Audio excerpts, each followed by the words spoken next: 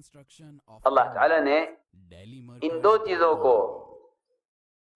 نصرت کے نزول کا سبب اور ان دو صفتوں کو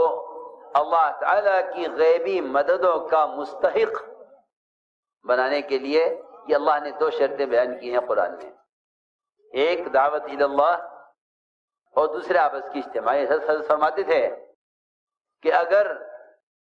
مسلمان کی نمازیں، ان کا ذکر و تلاوت، ان کی عبادت، ان کی ریاضت، ان کا مجاہدہ اور ان کی دعائیں عرش تک جا پہنچیں اور اللہ کے ہاں مقبول بھی ہو جائیں، تب بھی اللہ تعالیٰ کی مدد نہیں آئے گی اگر آپس میں اجتماعیت نہیں ہے. اجتماعیت کسے کہتے ہیں؟ ایک قوم، ایک زبان، ایک قبیلے، ایک خیال، ایک رنگ یا ایک برادری کا جمع ہو جانا، یہ امت کی اجتماعیت نہیں ہے. امت کی اجتماعیت کو اگر دیکھنا ہے تو سب سے پہلے دیکھنا پڑے گا محمد صلی اللہ علیہ وسلم کے ابتدائی دور سے لے کر انتہائی دور تک کہ آپ نے امت کو کیسے جمع کیا. امت کی اجتماعیت یہ نہیں ہے کہ ایک خیال کے لوگ ایک جگہ جمع ہو جائیں، بلکہ امت کی اجتماعیت یہ ہے کہ امت کے درمیان سے رنگ، زبان، قوم، قبیلہ، خاندان، برادری، ان تمام نسبتوں کو ختم کر کے امت ایمان اور اعمال صالحہ پر اور امت دعوت اللہ پر ایسے مجتمع ہو جائے کہ ان کے آپس میں کوئی نام باقی نہ رہے سوائے مسلمان ہونے کے یا سوائے انصار اور مہاجر ہونے کے. اس لیے کہ صرف دور صحابہ میں صرف یہ دو نسبتیں ملتی ہیں، انصار اور مہاجر. 100% مسلمان کہلاتے تھے. ان کی دو جماعتیں انصار اور مہاجر کہلاتے تھے. میں سب سے پہلی بات عرض کر رہا کہ جو فتنے صدیوں میں نہیں آئے وہ فتنے دنوں میں آ جائیں گے اگر امت میں اجتماعیت نہیں ہے. اور اجتماعیت میں عرض کر چکا ہوں، اس کو نہیں کہتے کہ ایک قبیلہ، ایک قوم، ایک زبان والے جمع ہو جائیں. اجتماعیت جس کو کہتے ہیں کہ امت بلا تفریق مجتمع ہو، امت بلا تفریق مجتمع ہو، اس کو امت کی اجتماعیت کہتے ہیں. اللہ تعالیٰ کی غیبی مدد اس اجتماعیت پر موقوف ہے. ہمیں اس کو دیکھنا پڑے گا سب سے پہلے کہ حضور اکرم صلی اللہ علیہ وسلم نے اپنی دنیا میں بعثت کے وقت اور حجۃ الوداع میں جب آپ امت سے رخصت ہو رہے تھے اور یہ آپ کا آخری اجتماع تھا، یہ آپ کا آخری اجتماع تھا، یہ آپ کا آخری اجتماع تھا. اس موقع پر بھی آپ نے ابتدا میں بھی یہی کر کے دکھلایا اور انتہا میں بھی آپ نے یہی کر کے دکھلایا کہ آپ صلی اللہ علیہ وسلم نے ان تمام نسبتوں کو اپنے پاؤں کے نیچے کچل کر اور ذبح کر کے یہ فرما دیا کہ جب تک قوم، زبان، رنگ، علاقائیت ان کی رگیں کٹیں گی نہیں، اس وقت تک قوم میں جتنا اضطراب اور بے چینی ہے، عوام میں اور حکام میں، خواص میں اور غربا میں، مالداروں میں اور فقراء میں، خاندانوں میں اور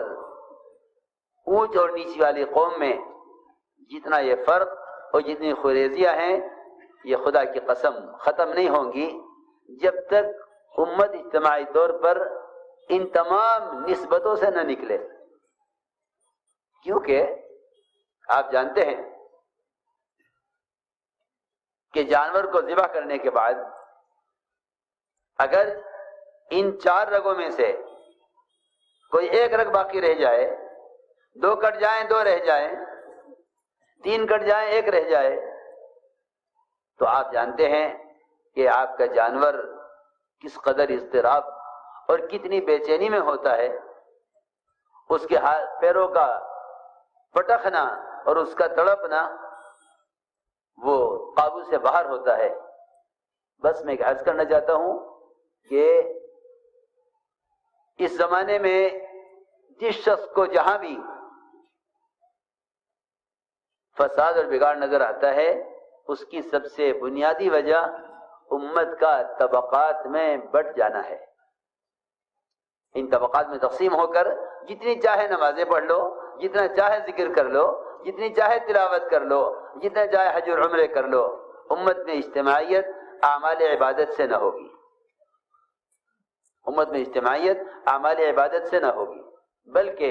امت کی اجتماعیت یہ ہے، امت کی اجتماعیت یہ ہے کہ امت کے درمیان کا طبقاتی فرق ختم ہو۔ حضور اکرم صلی اللہ علیہ وسلم جس طرح تمام جہانوں کی طرف مبعوث ہیں، تمام قوموں کی طرف مبعوث ہیں، آپ رحمت للعالمین ہیں، آپ صرف انسانوں میں نہیں بلکہ ایسے جانوروں کے درمیان صلح کرانے کے لیے آئے ہیں جو جانور فطری طور پر ایک دوسرے کے دشمن بھی ہیں، اور فطری طور پر وہ جانور دوسرے جانوروں کی جنگلوں میں غذا ہیں۔ میں کچھ کہنا چاہتا ہوں، اگر مسلمان اپنے کردار اور اخلاق میں محمد صلی اللہ علیہ وسلم کی سیرت پر نہیں آتا تو جو فساد جنگلات میں جانوروں کے درمیان میں ہے، اس سے خدا کی قسم کہیں زیادہ بڑا فساد انسانوں کے درمیان میں ہوگا۔ عجیب قصہ ہے، جنگل کے بھیڑیوں نے ایک وفد بھیجا حضور اکرم صلی اللہ علیہ وسلم کی خدمت میں، اور یہ وفد بھیڑیوں کا آپ کی خدمت میں حاضر ہوا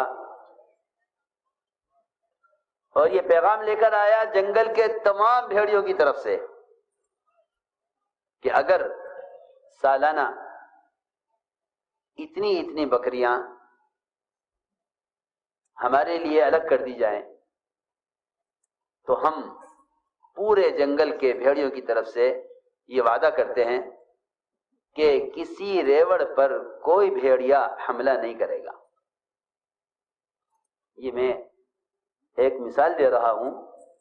اور میں آپ سب کی توجہ چاہوں گا۔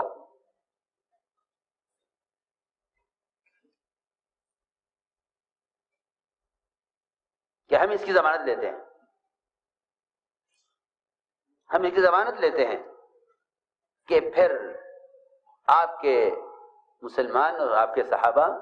بے فکر جنگل میں جہاں چاہیں بکریاں چھوڑ دیں، ہم برابر سے گزر جائیں گے لیکن ہم اس پر حملہ نہیں کریں گے۔ اگر اس تعلق سے جنگل میں بکری اور بھیڑیے ساتھ رہ سکتے ہیں، اگر مسلمان صحیح طریقے پر حقوق کی ادائیگی پر آ جائے تو ان کے درمیان کے جھگڑے، ان کے درمیان کے فتنے، ملک کے درمیان، صوبے کے درمیان، ضلع کے درمیان، خاندان کے درمیان، ان کے جھگڑے کیوں نہیں ختم ہو سکتے؟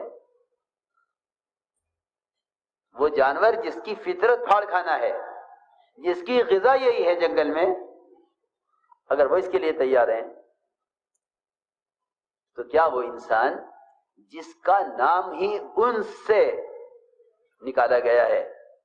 آپس میں محبتیں، آپس میں ایک دوسرے کے کام آنا، آپس میں ایک دوسرے سے مانوس ہو کر رہنا، جو انسان کا نام ہی انس سے ہے، تو کیا ان کے درمیان یہ تعلقات پیدا نہیں ہو سکتے؟ چنانچہ روایت میں ہے کہ حضور اکرم صلی اللہ علیہ وسلم نے ان صحابہ کو جمع کیا جن کے بڑے بڑے ریوڑ بکریوں کے ہوا کرتے تھے. ان سے بلا کے فرمایا کہ دیکھو یہ بھیڑیوں کا وفد بیٹھا ہوا ہے اور یہ کہہ رہا ہے کہ اگر ہمیں اتنی بکریاں دے دی جائیں تو ہم ان کے تمام ریوڑ ہمارے درمیان محفوظ رہیں گے, ہم کسی پر حملہ نہیں کریں گے. حضور اکرم صلی اللہ علیہ وسلم نے صحابہ کے سامنے بات پیش کی. صحابہ نے عرض کیا کہ ہم میں سے کون اس بات کو چاہے گا کہ ہم اپنی بکریاں اٹھا کے ان کو دے دیں, ہم ان بکریوں کی حفاظت کریں گے اور ہم ان کے لیے بکریوں کا ایک حصہ ان بھیڑیوں کے لیے خاص کر دیں. یہ ہم نہیں چاہتے. روایت میں ہے کہ حضور اکرم صلی اللہ علیہ وسلم نے جب یہ دیکھا کہ آپ کے صحابہ اس کے لیے تیار نہیں ہیں, آپ صلی اللہ علیہ وسلم نے بھیڑیوں کو اشارہ کیا اور یہ فرمایا جب یہ چرواہے بھیڑیوں کے, یہ چرواہے بکریوں کے یہ اس کے لیے تیار نہیں ہیں تو پھر تمہیں جہاں منہ مارے اور جہاں تم حملہ کر کے کھا لیا کرو. یہ میں نے ایک صرف یہ سمجھانے کے لیے مثال دی ہے کہ آپ کی بعثت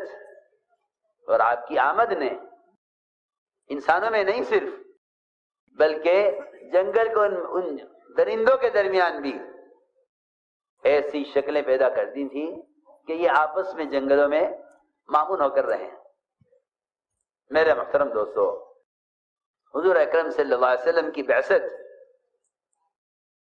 اور آپ کی آمد اس نے امت کو جس جہالت سے اور خوریزی سے اور سالہ سال کی آپس کی لڑائیوں سے اور قتال سے اور آپس کے جھگڑوں سے مجھ کو نکالا تھا, آپ نے سب سے پہلا کام یہ کیا جو مجھے اصل بات عرض کرنی تھی کہ آپ کی دعوت کا جو سب سے بنیادی اصول ہے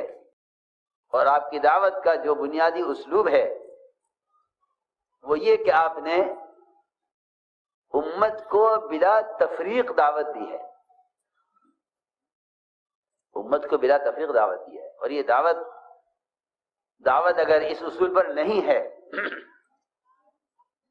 دعوت اگر اس اصول پر نہیں ہے کہ امت کو بلا تفریق دعوت دی جائے, اگر دعوت اس اصول پر نہیں ہے کہ امت کو بلا تفریق دعوت دی جائے تو میں آپ سے عرض کر چکا ہوں کہ امت دعوت کے بغیر مجتمع نہیں ہو سکتی. امت کی اجتماعیت اس میں ہے کہ امت کو بلا تفریق دعوت دی جائے. حضور اکرم صلی اللہ علیہ وسلم کی جو اصل دعوت ہے, آپ کی دعوت کا اسلوب یہ ہے کہ آپ نے امت کو طبقات پر جمع نہیں کیا. میں سب سے پہلے عرض کروں گا کہ حضور اکرم صلی اللہ علیہ وسلم نے امت کی اجتماعیت کو قائم کرنے کے لیے سب سے پہلے ان کو زبان کی بنیاد سے ہٹایا. میری بات بہت توجہ چاہے گی. کیوں؟ اس لیے کہ دنیا میں سب سے زیادہ زبانیں ہیں. نہ رنگ اتنے ہیں, نہ قومیں اتنی ہیں, نہ قبیلے اتنے ہیں. سب سے زیادہ زبانیں. نہ ملک اتنے ہیں, اتنی زبانیں. ایک ملک میں کئی زبانیں ہیں. آپ نے سب سے پہلے ان کو زبان کی نسبت سے ہٹایا. اس لیے آپ کے ساتھ صہیب رومی, سلمان فارسی,